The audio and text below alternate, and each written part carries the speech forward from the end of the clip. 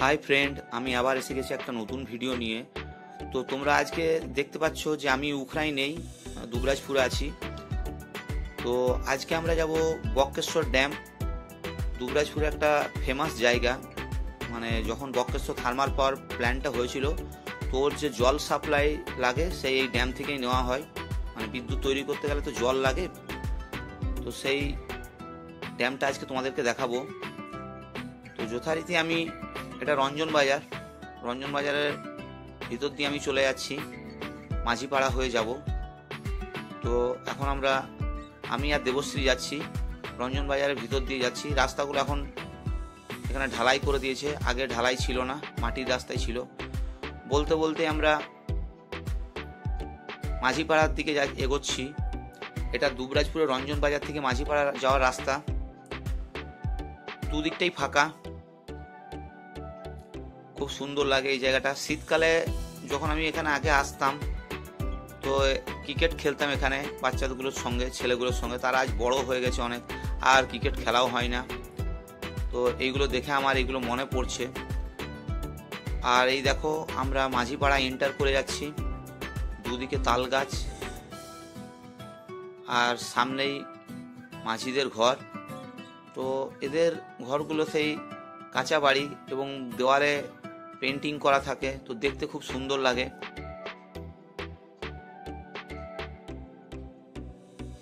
মানে এখনো সেই আমরা ছোট বয়সে যেমন গ্রাম দেখেছি, এইগুলো আসলে ওই রকমই দেখা যায়।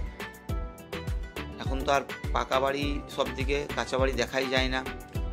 তো যাক, আমাদের এই দুবরাজপুরের মাঝিপাড়াতে এইরকম একটা পরিবেশ পাওয়া যায়। যখনই এই দিক দিয়ে আমরা গেটেও যাই, তো আমাদের এদিকে 15 নম্বর গেট, 16 নম্বর গেট রয়েছে, সেই গেটেও যাওয়া হয়, তখনও দেখি এই বাড়িগুলো দেখতে পাই। আর এইদিকে পণ্ডিতপুরের রাস্তা গেল, আর এইদিকে আমরা যাব ড্যাম্পের দিকে এগোবো, এই যে সোজা ড্যাম্পের দিকে। আর আমাদের পেছন দিকে রাস্তাটা পণ্ডিতপুরে গেছে।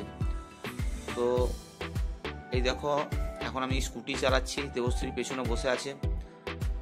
এইমাত্র ঘুম থেকে উঠেছে, মানে 3:30টায় বেরিয়ে গেলাম এই কারণেই, কারণ যাতে সূর্যাস্তটা দেখতে পাবো, সেই জন্যই একটু আগে বেরিয়েছি। আর এইদিকে ফরেস্ট আছে, মানে গভর্নমেন্ট ফরেস্ট, সোনাঝুরি আর ইউক্যালিপটাস গাছ রয়েছে।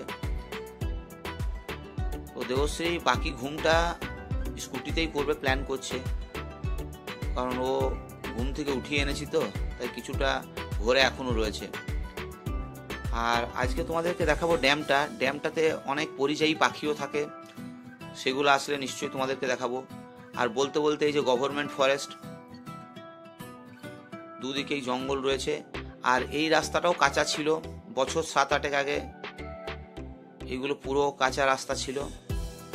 তো এখন এগুলো পিচ রোড হয়ে গেছে। তো পিচ রোড হয়েছে, আবার পিচগুলো উঠেও গেছে, মানে গাড়ি চলাচল করে। আর এই দেখো দূরে দেখা যাচ্ছে আমাদের বক্রেশ্বরের ড্যাম্পের গেট। তো এর আগে যখন আমরা পুরুলিয়া গেছিলাম, সেখানেও ড্যামগুলোতে এইরকম ব্লু কালারের মধ্যে হোয়াইট লেখা। তো সব গভর্নমেন্ট ড্যামগুলোতেই, মানে ওয়েস্ট বেঙ্গল গভর্নমেন্টের ড্যামগুলোতেই সব ব্লু কালারের লেখা রয়েছে হোয়াইটের মধ্যে। আমরা ড্যাম্পে এন্টার করে গেছি। এটা ড্যাম্পের রাস্তাটা, মানে যেখানে ব্যারেজ, যেটা আর কি ড্যাম দিয়েছে, উপরে তো রোড বানিয়ে দেয় যাতে যোগাযোগ করতে সুবিধা হয়। এই দেখো ড্যাম দেখা যাচ্ছে। দুপুরবেলায় ড্যাম্পের হাওয়াটা বেশ ভালোই গায়ে লাগছিল, আর ঠান্ডা ঠান্ডা ভাব লাগছিল। আর স্কুটি চালিয়ে বেশ ভালোই মজা পাওয়া যাচ্ছে। তো তোমাদেরকে একবার স্কুটি চালাচ্ছি, আর পেছনে ড্যামটা রয়েছে সাইডে, সেটা তোমাদেরকে একবার দেখিয়ে দিচ্ছি। দেবশ্রীকে বললাম মোবাইলটা ধরো, তো একবার ও ধরলো, এবার একবার আমি মোবাইল ধরছি। আমার পেছন দিকটা তোমাদেরকে দেখিয়ে দিচ্ছি যে কতটা নিচুতে রয়েছে। দেখো যে ড্যাম্পের যে পাড়টা বেঁধেছে সেটা কতটা উঁচু, মনে হচ্ছে যেন কোনো নাগরদোলার উপর চেপে আছি।